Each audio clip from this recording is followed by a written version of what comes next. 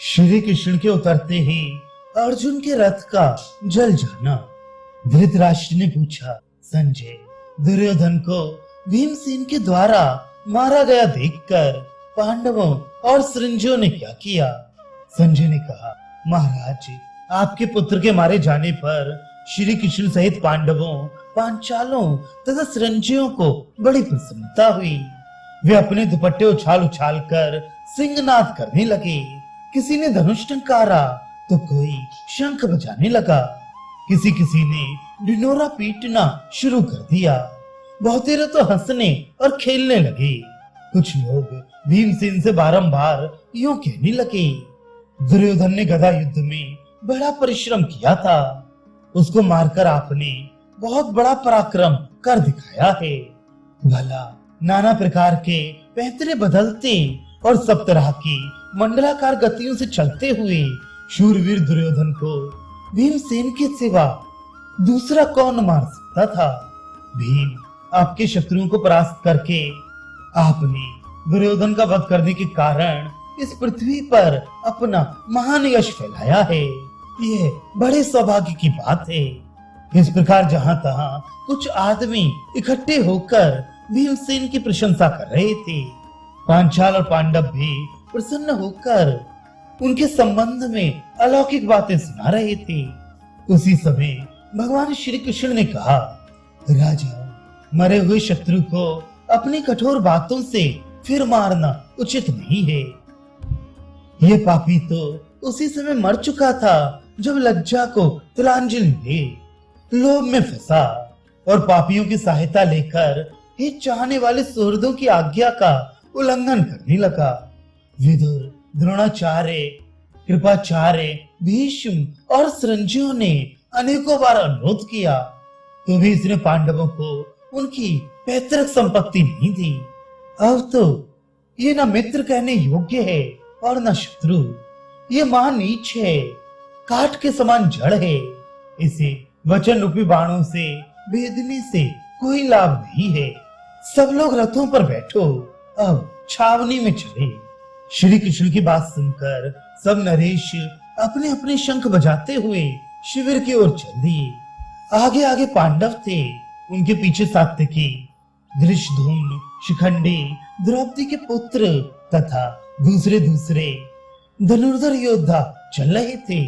सब लोग पहले दुर्योधन की छावनी में गए, जो राजा के न होने से श्रीहीन दिखाई पड़ती थी। वहां कुछ बूढ़े मंत्री और हिजड़े बैठे हुए थे। बाकी लोग रानियों के साथ राजधानी चले गए थे। पांडवों के पहुंचने पर उनकी सेवा में दुर्योधन के सेवक हाथ जोड़े, मैले कपड़े पहने उपस्थित हुए। पांडव भी दुर्योधन की छावनी में जाकर अपने अपने रथों से उतर गए।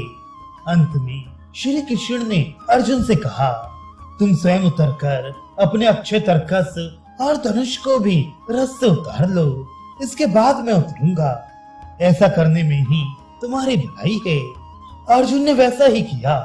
फिर भगवान ने घोड़ों की बागडोर छोड़ दी और स्वयं भी रथ से उतर पड़े। समस्त प्राणियों की ईश्वर श्री कृष्ण के उतरते ही उस रथ पर बैठा हुआ दिव्य कपे अंतर्धान हो गया। फिर विशाल रथ, जो द्रोणाचार्य और कर्ण के दिव्यास्त्रों से दग्ध सा ही हो चुका था, बिना आग लगाए ही प्रज्वलित हो उठा।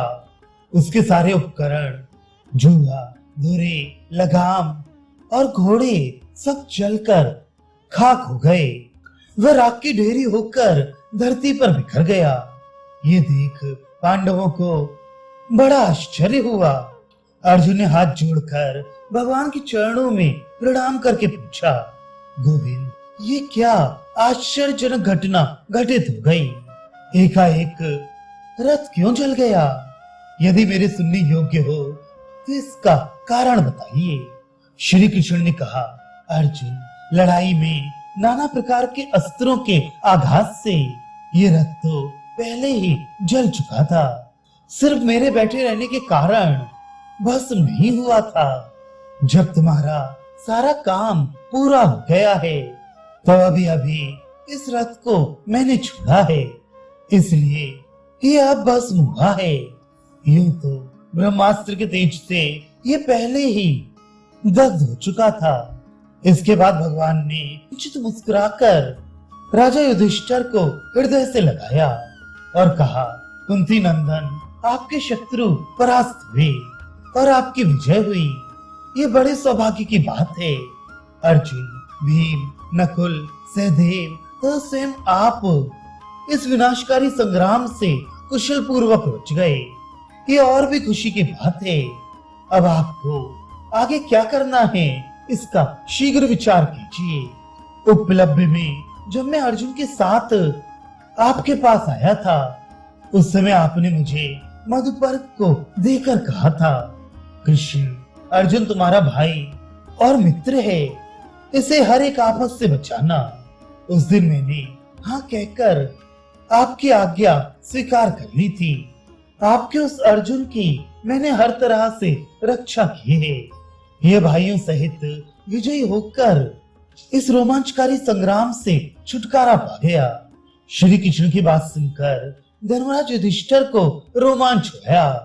वे कहने लगे, जनार्दन, द्रोण और कर्ण ने जिस ब्रह्मास्त्र का प्रयोग किया था, उसे आपके सिवा दूसरा कौन सह सकता था।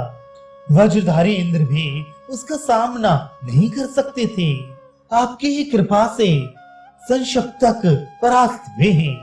अर्जुन ने इस महासमर में कभी पीठ नहीं दिखाई।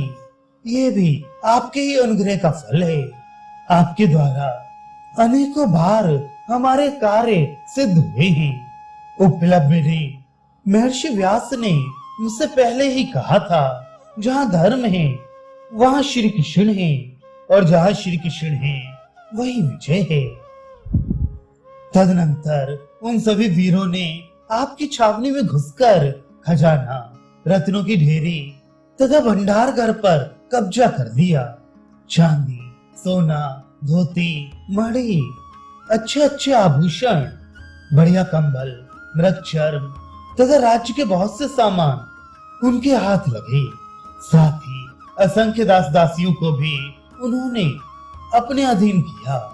महाराज, उस समय आपके अच्छे धन का भंडार पाकर पांडव खुशी के मारे उछल पड़े, किलकारियां मारने लगे। इसके बाद अपने वाहनों को खोलकर वे वहीं विश्राम करने लगे। विश्राम के समय श्री कृष्ण ने कहा, आज की रात में हम लोगों को अपने मंगल के लिए छावनी के बाहर ही रहना चाहिए। बहुत अच्छा कहकर पांडव श्री कृष्ण और सात्यकी के साथ छावनी से बाहर निकल गए। उन्होंने परम पवित्र ओघवती नदी के किनारे वह रात व्यतीत की।